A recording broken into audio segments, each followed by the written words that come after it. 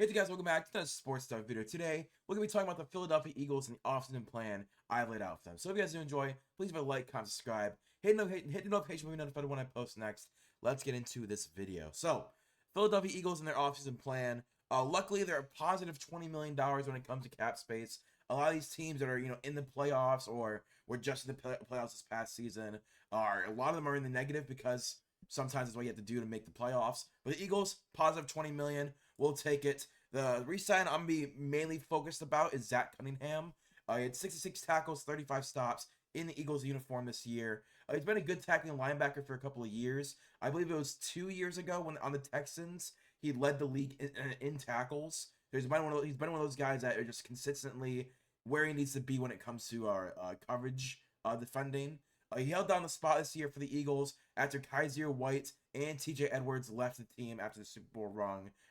Zach Cunningham came in, was able to play quality minutes. Kaiser leaving really did hurt this defense. Obviously, TJ Edwards as well, but I think he, having that group of linebackers all leave at once and not really having the depth guys that take over for them immediately definitely hurt this team this season. Get him locked up, pay him his money that he's earned playing this playing well for the Titans last year, the Eagles this year, the Texans a few years ago. Gave him a 2-year, $19 million deal, $12 million guaranteed. That is 63% guaranteed. I think if you can lock up him a veteran option, Zach Cunningham, you can then go and get rookies and go get guys that you can take high, low contract, high potential type of guys around to do that. What he is in Zach Cunningham. So after the re-signing of Zach Cunningham, I didn't really like any of the other free agents. I want to keep any of them. When it comes to cuts or trades, the first cut I'm gonna be doing is Avonte Maddox. He had 11 tackles and 3 stops. He's kind of become a depth slot corner for them. I remember when he was playing in their Super Bowl, I thought Avonte Maddox was gonna boom. He never really hit that next level of his NFL career. He had a down season due to injuries. I understand, but I think he's not been good since their Super Bowl run in 2020, 17 to 18. You need to upgrade the position. I don't see the value in this cornerback room. You have Darius Slay, who's 34 years old, James Bradbury, who regressed this year, Avonte Maddox, who's not played well. I just don't see him staying. I don't see him keeping him for $7 million. Because you can get cheaper, and you can get there's a lot of corners in this class you can go with. And I think that they would draft a corner, then have Avonte Maddox for $7 million. Then the next trade I'm gonna be doing is to be Hassan Reddick. It came out this week that Hassan Reddick asked for a trade, then didn't ask for a trade, but he's open to the idea of being traded. So I decided, I was gonna trade Hassan Reddick, get a pick back for him. I decided to give him a 21. This past season he had 21 tackles, 13 sacks, a forced fumble, and 24 run stops. He's been an elite pass rusher since leaving Arizona. He got his shot. What was it? Was it on the Titans? I think it might have been on the Titans. He got his 1-year deal with the Titans. He played really well. Goes to the Philadelphia Eagles, and then go to a Super Bowl. He had 19.5 sacks last season, including the postseason. So obviously had a great first year with the Eagles. Comes back this year, gets 13 more sacks. He's just a great quality pass rusher who is kind of like in the middle of his prime. And I think he wants to get one last big contract before he hits that end of his prime. The fact he's had 30 sacks the last 2 years. Not a lot of guys can say they've had 30 sacks the last 2 years, but Hassan Reddick is one of those that can. My trade, I think, to reunite with Jonathan Gannon and with Arizona, the team that drafted him. I think it makes a lot of sense for the two sides to mutually want each other. So I think what the trade's going to be is going to be Philadelphia receives number 27 in this year's draft. That is the Texans pick at 27 that the Cardinals own due to last year's trade up. Then Arizona receives Hassan Reddick and a 2024 third. So they trade back 70 spots in the draft, and they get Hassan Reddick. I think both sides win. Philadelphia gets a first-round pick. Arizona gets Hassan Reddick, a premier pass rusher for this defense that reunites with Jonathan Gannon, reunites with Arizona, and they get a third-round pick back. So they're only slipping back 70 picks, and they get a premier pass rusher. For the Eagles, you save $16 million in the cap space trading him. And for the Arizona Cardinals, they can then sign him to an extension. I think it makes a lot of sense for both sides, and I don't know why this trade wouldn't happen if Hassan Reddick does get traded. I think this is a trade that could happen. Going into the free agency after those cuts and trades, you now have $36 million. The first signing I'm going to be doing is Sean Murphy Bunting. He had 50 tackles, 2 interceptions, a forced fumble, and 14 stops this past year in Tennessee. He's a solid young corner. He definitely was one of the corners when he was in Tampa Bay that I'm really shocked left Tampa Bay, because he was playing really well for them when they won that Super Bowl. He had a down year in Tennessee post Tampa Bay. Again, I thought Sean Bunting was one of the better corners in all of football. That playoff run, and just since then has been in the downward of his career. Even though he's a very young corner still, he has Super Bowl experience. He won a Super Bowl, and obviously Philadelphia needs that experience of guys that, the moment's not gonna be too big for them. And Sean Bunting showed up big for them in the playoffs, so I think it's gonna be big for him. And he solves the team's biggest issue, which is secondary. Now, I do like Darius Slay, I do like James Bradbury, but I think Sean Bunting, you add him to the roster, I think he improves the floor of his team. He has experience at slot corner and outside corner. So if you want Sean Bunting moving inside, so you keep James Bradbury and Darius Slay outside, you can do that. But I think he adds versatility to this corner room. Gave him a 3-year, $30 million deal, $19 million guaranteed. That is 63% guaranteed. I think it makes too much sense for what Sean Bunting can offer you. Then the next signing I'm going to be doing in free agency is Yannick Ngakoue. This year had 11 tackles, 4 sacks, and 11 stops. He's a solid rotation edge for the last couple of years. I'm honestly shocked that no one has signed him to a massive extension. Well, not massive, a good extension, right? Was on the Jaguars, then went to the Raiders, then went to the Colts. Last year was with the Bears. This year I am going to the Philadelphia Eagles. I'm just shocked that he can't find a spot for a long-term contract, right? He hasn't locked down a long-term spot. I think it's not going to happen this year either. He had the worst year of his career in the last couple of seasons. I don't think he's going to get that multi-year contract after this season. He can come in and alleviate Hassan Reddick's snaps. I don't know if Nolan Smith is ready, but you have Josh Sweat, you have Yannick Ngakoue, you have Nolan Smith. I think that's a really good 1-2-3 punch. Somehow, he has 69 career sacks. Nice. At 28 years old. I feel like that's pretty good for, he's not a starter. Like, he's not a premier pass rusher anymore. He's a quality guy who comes in, gives you his minutes, clocks out. And it's really weird how he has a quiet 69 career sacks. So I think get him in the Philadelphia Eagles system where he has that much, all that help on the defensive line. I think he might even have a 12, 13, 14 sack season. So I gave him a $10 million deal, fully guaranteed deal, because I don't see Yannick Ngakoue not making the team, not being on the team all season. He comes in, provides veteran depth. Again, he's only 28 years old, so you could do a multi-year deal. But with Josh Sweat and Nolan Smith, I don't think this is the team that he's to sign a multi-year deal with. I think he comes in, tries to win a Super Bowl, put up 13, 14 sacks, get a deal next offseason for a multi-year contract. Then the last signing I'm going to be doing is A.J. Dillon. He had 613 yards and 2 touchdowns this past season. Definitely one of the worst years of his career. I feel like A.J. Dillon's one of those guys that I expect to have around 800 to 900 yards, even as a complimentary back. He had 8 explosive runs of 10-plus yards. I mean, he had 80 of his 613 yards were explosive 10-plus yard runs. That's pretty impressive for how his workload. He's a bruiser type of back that the Eagles love. The Miles Sanders, DeAndre Swift. I think A.J. Dillon is a better version of that type of running back. As I said, better than Sanders and Swift. Maybe if you want to keep DeAndre Swift, you can. But I think A.J. Dillon and DeAndre Swift would be an interesting backfield. But if you don't want to keep Swift, I think A.J. Dillon is a great replacement of him. But I gave him a 2-year, $15 million deal, $11.5 million guaranteed. That's about 63% guaranteed as well. Or sorry, 76% guaranteed.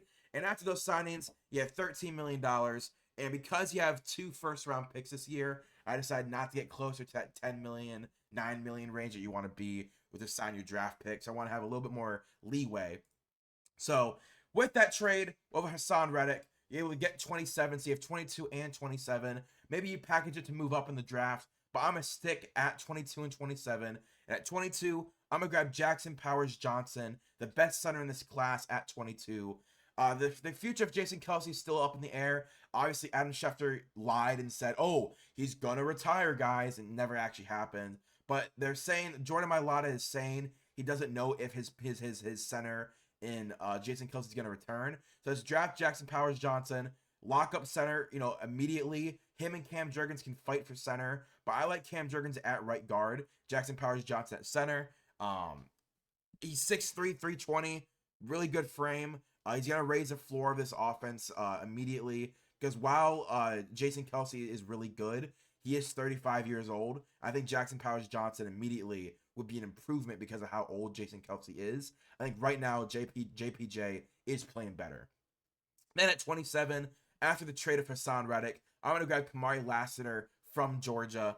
He's a bona fide number one corner in the league. I think he's a lockdown type of guy who can lock down your number one receiver, lock down your number two receiver. He allowed no touchdowns this year in Georgia. He's a great man corner. He's not bad in zone, but he's definitely better in man than zone. I don't see any deficiency in his zone coverage. He's 6 foot 180. I think Kamari can come in, be that bona fide number one outside corner. You have Sean Murphy-Bunting as an inside corner with outside versatility. You still have James Bradbury, still have Darius Slay. So if you don't want to start Kamari Lassiter year one, he can sit, learn from those great vets in the room. I think they can really help his development.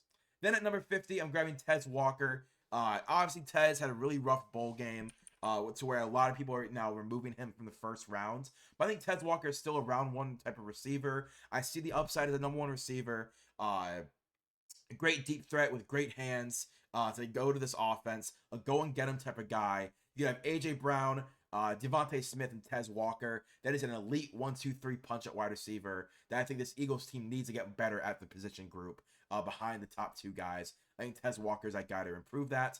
Then at 54, I'm grabbing Braden Fisk from Florida State University. He's, again, one of my higher risers this offseason overall at any position. He's good at run defending. He's good at pass rushing. Can come in, provide right away. I want to see a defensive line group of Jordan Davis, Jalen Carter, and Braden Fisk. You want to know why? Because no one is running on that three-man defensive tackle group. If you threw all three of them out there in the first three downs, no one is running up the middle or to wherever they line up Braden Fisk on the outside. I don't see it happening. It would be the most historic interior defensive line group ever, and they're all on their rookie contract. I want it so bad. I hope it happens. Then at 137, I'm grabbing A.J. Barner from Michigan. A.J. Barner, one of the best run blocking tight ends in this class. You got your receiver why am I blanking on his name? And Dallas Goedert. You got your receiving tight end. Grab A.J. Barner to be your more run blocking tight end with some upside as a receiver. But I think this can be his Jack Stoll replacement as a run blocking tight end. Jack Stoll is a free agent. I didn't decide to bring him back. I see a pathway of A.J. Barner getting significant playing time as that dominant run blocking tight end, the sixth man in the line as a tight end. You know what I mean?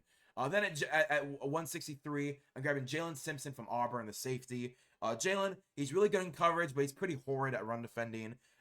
He's a ball hawking safety with 4 interceptions this past season. Again, I see the pathway for minutes for Jalen Simpson. I see it with those rotation minutes in third and fourth down, 3rd and 8, 4th and 12. They've got to have it to win the game. I see them putting Jalen Simpson out there. I think it'd be really good for them. He needs to work on not missing tackles and run defense, and he can have significant playing time.